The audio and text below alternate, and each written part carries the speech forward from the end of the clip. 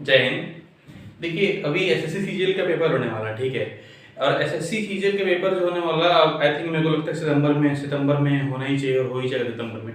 तो सितंबर में जो पेपर होने वाला है उसमें क्या आना है कि हम क्या कर रहे हैं कि बहुत सारा टॉपिक्स के जो अच्छे अच्छे क्वेश्चंस हैं उनको छांट छांट के आपके सामने लेकर आ रहे हैं ताकि आपका रिवीजन अच्छा हो जाए, ठीक है। तो चलिए देखते हैं। आज हम रेशियो का क्वेश्चन लेकर आए हैं, बहुत बढ़िया क्वेश्चन है। और प्री का भी क्वेश्चन लेकर आएंगे, मेंस के भी क्वेश्चन लेकर आएंगे, तो चिंता करने की बात नहीं है, ठीक है। चलिए देखते हैं क्वेश्चन क्या कह रहा है। क्वेश्चन ये कह रहा है कि एक tree, on a tree there are some parrots and some pigeon in the ratio 7:9, ठीक है। 7:9 के रेशियो में है।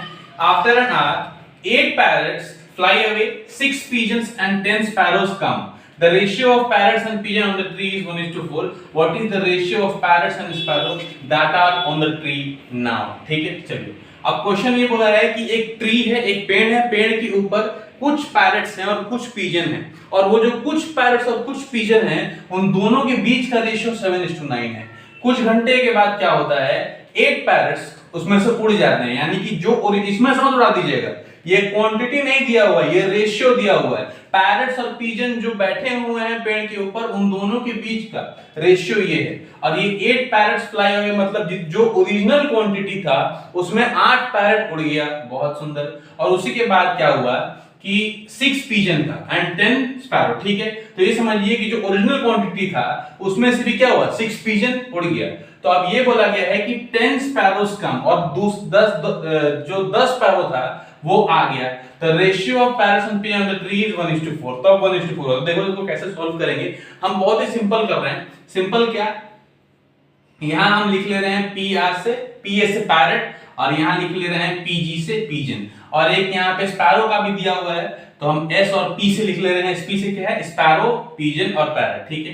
अब ध्यान से समझिए, पैरट और पिजन के बीच का रेशियो कितना दिया हुआ है, तो ये दिया हुआ है 7:9, बहुत सुंदर। उसके बाद 1 घंटे के बाद 8 पैरट और 6 पिजन उड़ गए, तो 8 पैरट इसमें से उड़ गए, माइनस कर देंगे 8, और 6 पिजन और ऐड हो गए, तो 6 पिजन, टोटल में 6 पिजन और ऐड हो गए। और उसके बाद जब हम लोग पैरट्स और पिजन का रेशियो निकाल रहे हैं तो वो रेशियो आ रहा है 1:4, ठीक है।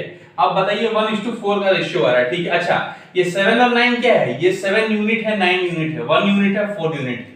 और ये जो 8 और 6 दिया हुआ है, ये टोटल जो नंबर है, टोटल ये नंबर के हिसाब से दिया हुआ है, मतलब टोटल जो गिनती करके स्पैरो आया था तो उसमें से 8 पैरो उड़ गया। ये बात बताया गया, माइनस बता रहा है कि उड़ गया, और प्लस बता रहा है कि जो पिजन थे उसमें टोटल में 6 पिजन और ऐड हो गए हैं। तो यहाँ पे क्रॉस मल्टीप्लिकेशन से 1 यूनिट का मान निकाल लीजिए, मतलब 7 यूनिट का मान निकाल लीजिए। तो देखिए क्रॉस मल्टीप्लिकेशन करेंगे तो 7 4 28, 28 और 28 माइनस 9 कर देंगे, और यहाँ पे क्या बचेगा, यहाँ बचेगा, इसको करेंगे तो 6 1 6, और माइनस का क्या करेंगे, 8 4 जा माइनस ऑफ 32।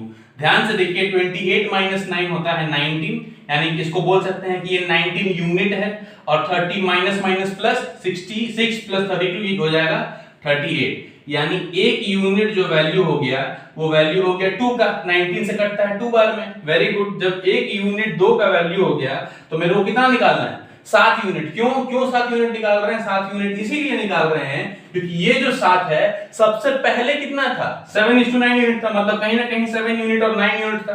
तो 7 × 2 कर देंगे तो कितना आ जाएगा, 14। तो टोटल नंबर ऑफ पैरट जो पहले बैठा हुआ था वो था 14, और उस अब बोला गया कि 14 में से 8 उड़ गया, तो 14 में से अगर 8 उड़ गया तो कितना बचा, 6 बच गया। चलिए बहुत सुंदर। अच्छा, हम पिजन का भी निकाल सकते हैं पर पिजन का नहीं निकालेंगे। रीजन बीइंग, क्वेश्चन में पूछा हुआ पैरट और स्पैरो, पिजन से कोई लेना देना नहीं है, ठीक है। और दूसरा देखिए 10 पिजन 10 स्पैरो भी इस पर आके बैठा था, 6 पिजन तो आके यहाँ बैठा ही था, साथ ही साथ 10 स्पैरो भी आके बैठा था। तो मान लेते हैं अगर पहले तो जो स्पैरो है उस स्पैरो का पहले तो जिक्र कुछ नहीं किया, मतलब क्वेश्चन के शुरुआत में स्पैरो का जिक्र तो बिल्कुल ही नहीं किया, तो नहीं किया तो इसको मान लेते हैं कि 0 था ये, ठीक है। अब अगर जब ये 0 था तो मान लेते हैं कि अब आकर जो बैठा है 10 है, हम मान लेते हैं कि कुछ नहीं बैठा था और आके 10 ठो बैठ गया, टोटल कितना हुआ, 10 ठो बैठा है। मेरे पास अभी प्रेजेंट में जो हालिया में अब जो पैरट है वो पैरट है मेरे पास 6, और मेरे पास जो स्पैरो है वो मेरे पास कितना है, वो मेरे पास है 10, और इन दोनों का रेशियो पूछा, डिवाइड कर दीजिए 2 से 3 बार में और 2 से 5 बार में, यानी पैरट और स्पैरो का जो रेशियो आ गया, जो टोटल अमाउंट का जो रेशियो, टोटल का क्वांटिटी का रेशियो है वो आ गया 3:5। ये आपका आंसर है, ठीक है। चलिए बढ़ते हैं नेक्स्ट क्वेश्चन की ओर। देखिए नेक्स्ट क्वेश्चन क्या कह रहा है, नेक्स्ट क्वेश्चन ये कह रहा है कि the ratio of income of A and be in the last year was 4:3. The ratio of their individual income in the last year and the present year is 3:4 and 5:6. If their total income in the present year is 24.12, then sum of the income of A and in the last year and that of B in the present year is.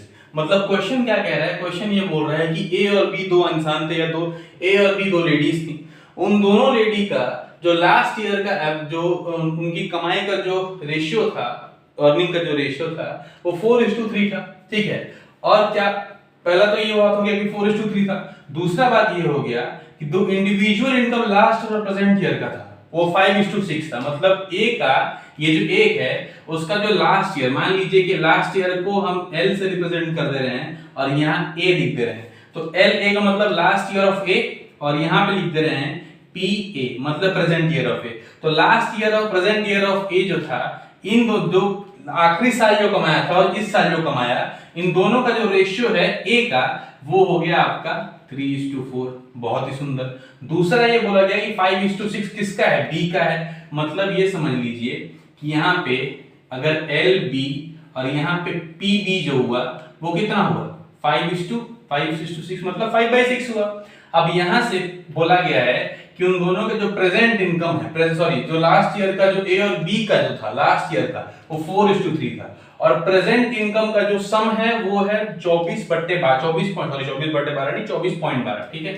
तो अगर इसको solve करते हैं तो पहले तो present income क्या आ जाएगा, प्रेजेंट इनकम इनका आ जाएगा कितना, अगर इसको इधर लेके जाएंगे इसको इधर लेके जाएंगे तो 4LA/3, और यहाँ से PB जो आ जाएगा वो PB आ जाएगा आपका इधर जाएगा और इधर जाएगा, तो 6/5LB ये आ जाएगा, ठीक है। बहुत सुंदर।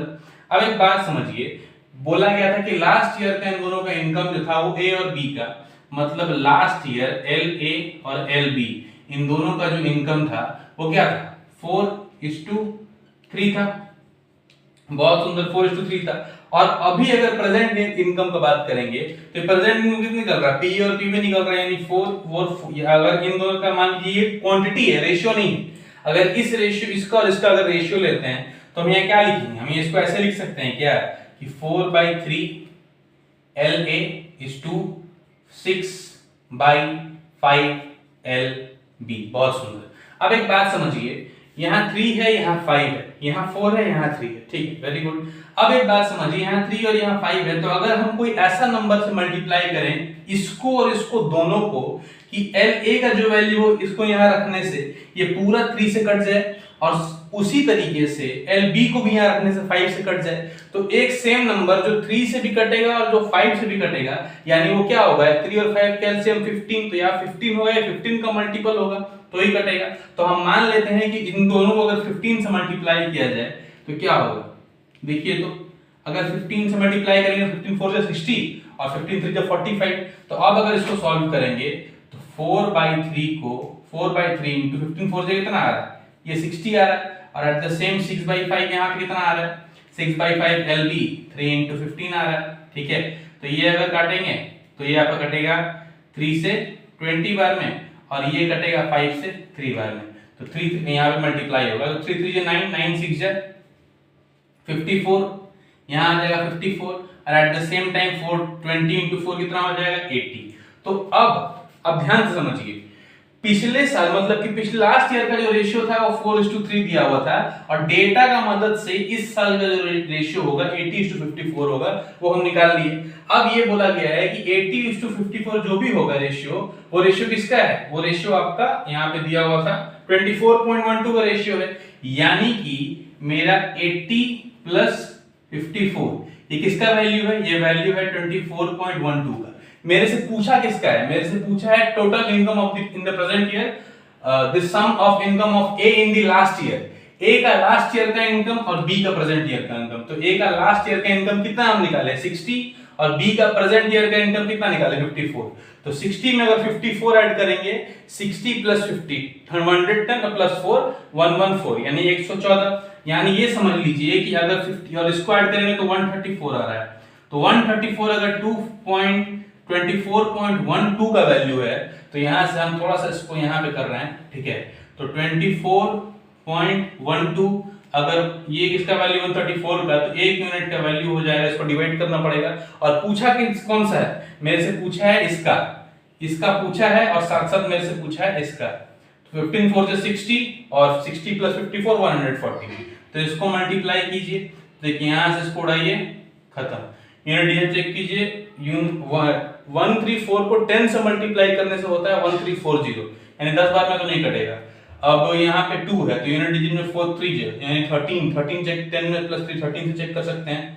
13 4 52, 2 5 कैरी 39 प्लस 5 44 हो जाता है। और यहाँ पे 1 आ रहा है, मतलब वो तो नहीं होगा। तो 3 के बाद किससे होता है, 4 से नहीं होगा, 5 से नहीं होगा, 6 से नहीं होगा, 7 से नहीं होगा, 8 से होगा। तो अगर 8 से मल्टीप्लाई 8 से अगर मल्टीप्लाई करेंगे तो फिर यूनिट डिजिट 2 आएगा, यानी 10 में 8 18। अगर 18 से मल्टीप्लाई करेंगे तो 18 4 जा 72, 7 18 से 54 61 और 6 इधर कैरी 18 1 18। हाँ ठीक है, 18 से कट रहा है, ठीक है, 18 से कट रहा है, 18 से तो ये कट गया, ठीक है। अब 18 से इसको मल्टीप्लाई कीजिए, तो 18 4 जा 72, 7 कैरी हाथ में, 18 1 जा 18, 18 प्लस 7 25 का 5, 2 हाथ में कैरी, 18 1 जा 18 प्लस 2 20 और यहाँ डबल जीरो है तो यहाँ पे एक जीरो यहाँ पे लगा दिए, यानी मेरा कौन सा आंसर, ये ऑप्शन सही हो जाएगा, ठीक है। चलिए, आई होप इसको समझे होंगे। कुछ डाउट होगा तो कमेंट कीजिएगा, बता देंगे, ठीक है। चलिए, जय हिंद।